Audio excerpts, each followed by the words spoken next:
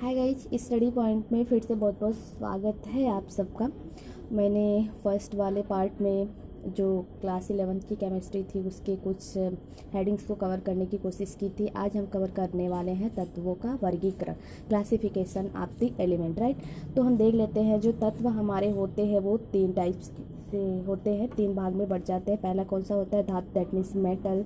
दूसरा होता है अधातु। तीसरा होता है उपधातु, दैट मीन्स की मेटेलॉइड। ठीक है, हम सबसे पहले तत्व के बारे में समझेंगे कि तत्व हमारा होता क्या है। तत्व कहते किसे हैं? तत्व वह पदार्थ है जिसे भौतिक तथा रासायनिक विधियों द्वारा सरल अणुओं में विभाजित नहीं किया जा सकता है। Element are the substance that can not be decomposed into the simpler substance either by physical और द केमिकल चेंजेस, राइट। अगर कोई एलिमेंट है, दैट मीन्स कि हाइड्रोजन को ले सकते हैं आप। हाइड्रोजन अगर है तो क्या आप उसे भौतिक विधि द्वारा, भौतिक मतलब ये होता है काटना पीटना, क्या आप उसे काट पीट के चेंज कर सकते हैं? नहीं कर सकते। रासायनिक विधि द्वारा, रासायनिक यानी कि आप हाइड्रोजन को उबाल सकते हैं, नहीं कर सकते। या फिर किसी रासायनिक वे को डाल करके आप उसको कोई अदर एलिमेंट नहीं बना सकते हैं। ठीक है, वो हाइड्रोजन है तो हाइड्रोजन ही रहेगा। इसे हम क्या बोलते हैं? तत्व बोलते हैं। ठीक है, अब तक ज्ञात तत्वों की संख्या कितनी है? 118 है। नोट में आप देखेंगे अब तक ज्ञात तत्वों में 92 तत्व क्या है? प्राकृतिक रूप से पाए जाते हैं। जो 118 में से 92 जो एलिमेंट है वो प्राकृतिक में पाए जाते हैं, नेचुरल है। और जो शेष तत्व प्रयोगशाला में क्या किए गए हैं? संश्लेषित किए गए हैं। शेष तत्व जो है प्रयोगशाला में संश्लेषित किए गए हैं। परमाणु क्रमांक को हम जेड से रिप्रेजेंट करते हैं। उसमें 92 तक के तत्वों में 90 तक तत्व जो है वो नेचुरल है। नोट में लिखेंगे टेक्नीशियम तथा प्रीमेथियम, ये जो तत्व है वो संश्लेषित किए गए हैं। पृथ्वी का लगभग 90% केवल 5 तत्वों से बना हुआ है। कौन कौन से तत्व ये हैं? ऑक्सीजन है, सिलिकॉन है, एल्यूमिनियम है तथा आयरन है, वो कैल्शियम है, राइट। तो ये हमारे एग्जाम्पल में थे जो कि 90% भाग पृथ्वी का बनाते हैं। अब थोड़ा सा आगे देख लेते हैं। मानव शरीर का लगभग 90% भाग 3 तत्वों से बना हुआ है। कौन कौन से तत्व है? कार्बन है, हाइड्रोजन है तथा ऑक्सीजन है। एक बात का और केयर करके रखेंगे, जो वस्तुएं जिस चीज़ से बनी होती है ना, वो उस चीज़ को वही चीज़ें ज़्यादा जरूरी होती है। दैट मीन्स कि जो हमारा शरीर है ऑक्सीजन से बना हुआ है, कार्बन से बना हुआ है तथा हाइड्रोजन से, तो सबसे ज़्यादा हमें ज़रूरत किस चीज़ की पड़ती है? वो है हमारा ऑक्सीजन। ओके, धातु का हम थोड़ा सा देख लेते हैं। गुण क्या क्या होते हैं, आप किसे धातु कह सकते हैं? इलेक्ट्रॉन त्याग कर आसानी से धनायन में परिवर्तित होने वाले तत्व क्या कहलाते हैं? धातु कहलाते हैं। सामान्य ठोस पे वो क्या होते हैं? ठोस तो होते हैं सामान्यतः Hg, गैलियम तथा सीजियम को छोड़ करके। सभी धातुएं क्या होती है? ठोस होती हैं। बट जो Hg पारा है, गैलियम है, सीजियम है, ये हमेशा क्या होती है? द्रव होती है। घनत्व उच्च तथा धात्विक चमक होते हैं। इसमें इसका घनत्व क्या होता है? उच्च होता है। दैट मीन्स कि इसके जो मॉलिक्यूल्स होते हैं, अणु जो होते हैं, वो क्या होते हैं? बिल्कुल पास पास होते हैं। ये आपस में क्या होते हैं? बंधे होते हैं एक दूसरे से, इसलिए इसका घनत्व क्या होता है? उच्च होता है। तथा इसमें धात्विक चमक होती है, राइट। जितना ही आप धातु को घिसते हैं उतना ही उसमें चमक क्या होती जाती है? बढ़ती जाती है। तन्यता तथा अघात वर्धनीयता का गुण होता है। तन्यता का मतलब क्या होता है? इन धातुओं में तार बनाने की क्षमता अधिक होती है। अघात वर्धनीयता का मतलब ये होता है कि अगर आप किसी धातु को अगर पीटना चालू करते हैं तो वो पतली शीट में क्या होती है? परिवर्तित हो जाती है। ये ऊष्मा तथा विद्युत के क्या होते हैं? सुचालक होते हैं, यानी कि इसमें विद्युत का प्रवाह सुचारू रूप से कराया जा सकता है। गलनांक तथा क्वथनांक इनके क्या होते हैं? उच्च होते हैं, यानी कि आप इसको क्या कर सकते हैं? उच्च ताप पे क्या कर सकते हैं? गला सकते हैं। क्वथनांक का मतलब ये होता है आप इसे क्या कर सकते हैं? ठंडा करके फिर उसी एलिमेंट में परिवर्तित कर सकते हैं। एग्जाम्पल में क्या क्या आ जाते हैं? सोडियम है, एल्यूमिनियम है, कि सिल्वर है, गोल्ड है, कॉपर है, राइट।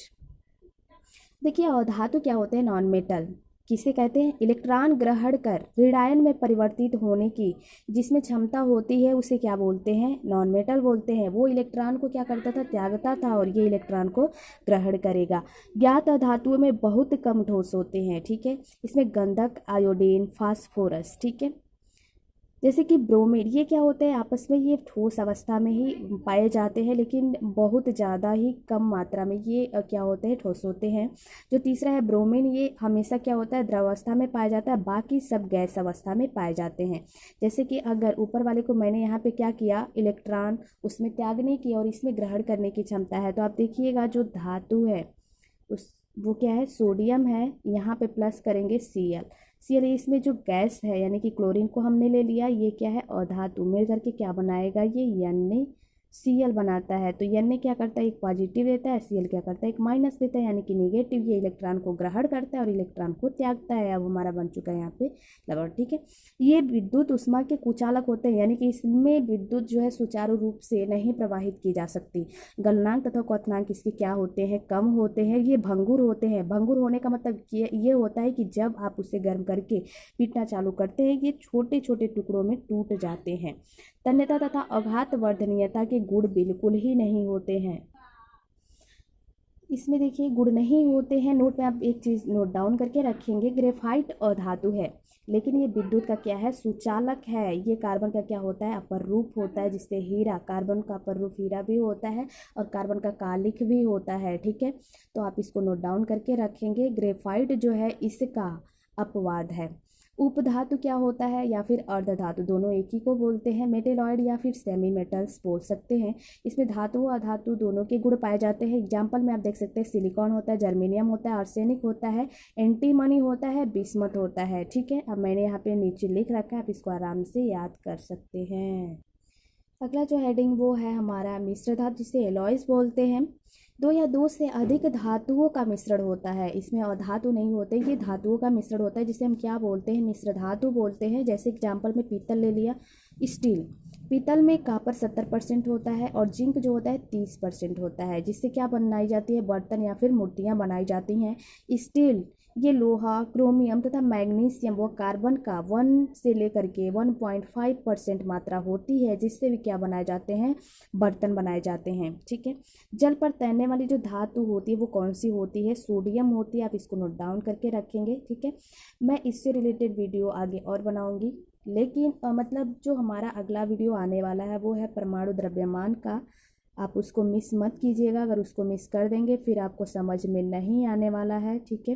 कैसे हम द्रव्यमान निकालने के लिए फार्मूले बनाते हैं ये समझ में बिल्कुल नहीं आएगा, ठीक है। आने वाली वीडियो का आप लोग वेट कीजिएगा, मैं फिर से वीडियो कल अपलोड करूँगी, ठीक है। ये जो वीडियो है इसको लाइक कीजिएगा, शेयर कीजिएगा, कमेंट सेक्शन में ये ज़रूर बताइएगा कि आप लोगों को समझ में आया कि नहीं आया, ठीक है। तथा ये वीडियो को शेयर इतना कीजिएगा ताकि वो बच्चे पढ़ सके जो कोचिंग अफोर्ड नहीं कर सकते हैं, तथा जिनके पास पैसे नहीं हैं वो आराम से इस वीडियो के द्वारा पढ़ सकते हैं। कमेंट सेक्शन में आप ज़रूर लिखिएगा, ठीक है, आपको वीडियो पसंद आई कि नहीं आई, आपके लिए वीडियो हेल्पफुल है या नहीं है, ठीक है। तब तक के लिए बाय बाय, टेक केयर।